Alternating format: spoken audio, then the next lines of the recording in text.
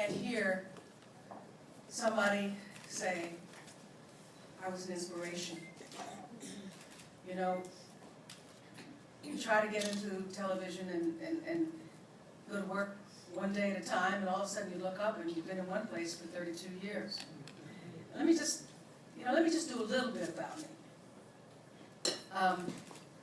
I was working in an office as a secretary, working for the man who was public relations for AFTRA, which is the TV union.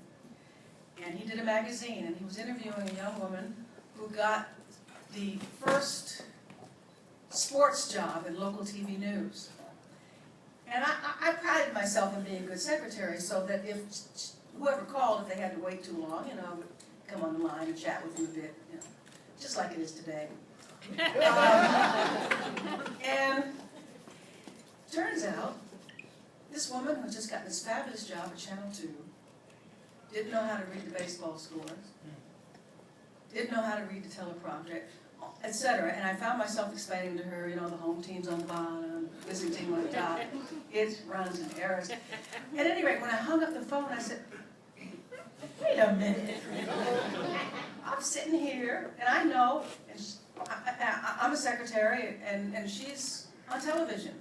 So I turned around, got the yellow pages, look up announcing. I figured if she knew little about sports, and she was on TV, and I knew a lot, and I didn't have that job, maybe I could get one maybe in a small radio station somewhere in this country. You know, figured radio started smaller than TV. You know, that's how naive I was. You know, it's all fabulous. And so I found announcers training studios, and three nights a week for 6 months. I did a little bit of radio. I sent out 400 resumes, and that was in February. I was on my first job 2 months later in New Haven, and I scared out of my mind. I mean, you have to keep in mind, I never went to college, you know. I spent my evenings playing softball, basketball. I was in 4 bowling leagues. I had a full life. But I was approaching 30 years old, and I said, I got to get myself a career and not a job. So it started there. And when I got to New Haven, which was my first job, the guy said to me, I don't know what to tell you, but the best thing you can do in life is be yourself. And that was a frightening thought.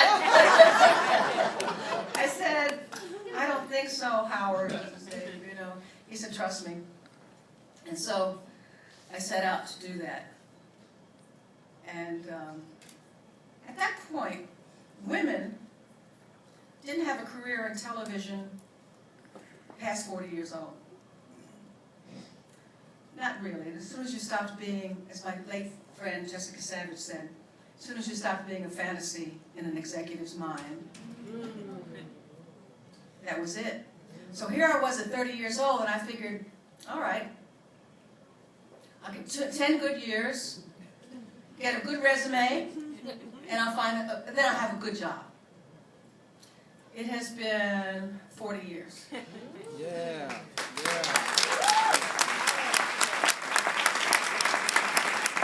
And to have it end like this, you know, I mean, picture yourself up here on this big screen. You know, and all the accolades that have happened in the last couple of months.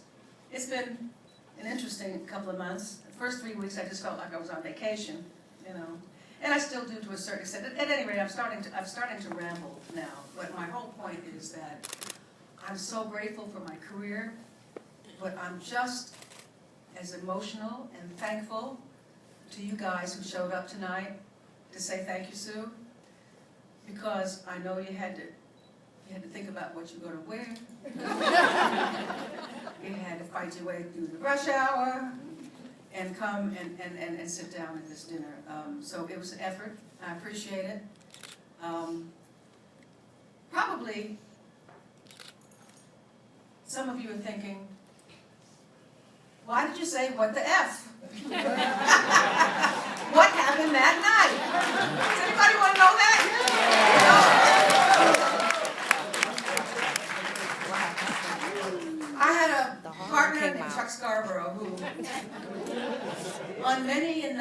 hard to get his attention because he fell in love with this computer thing and this Google thing. And if there was any question about anything, his head was in it. He was down. Very difficult to get his attention. This went on night after night for years. So this particular night, this person stands there and goes 3, 2, 1, you're on. This was a fill-in.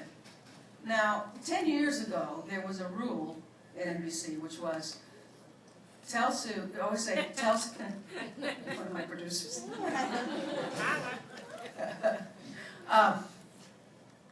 Ready for this promo? We're going live. This is live.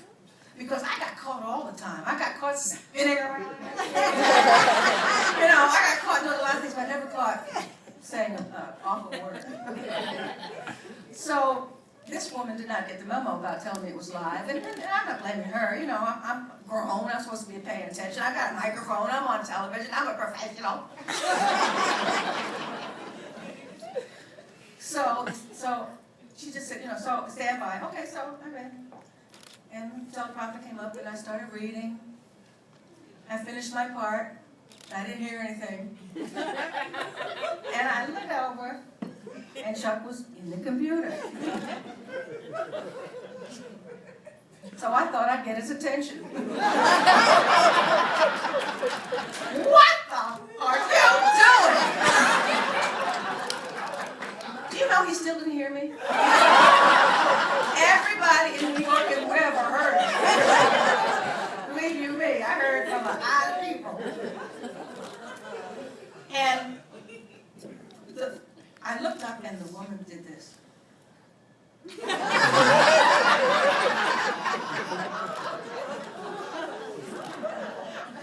I don't know if you've ever been in a near car accident or you had to meet somebody at 3 o'clock with that adrenaline, that goes through your body, just whoosh.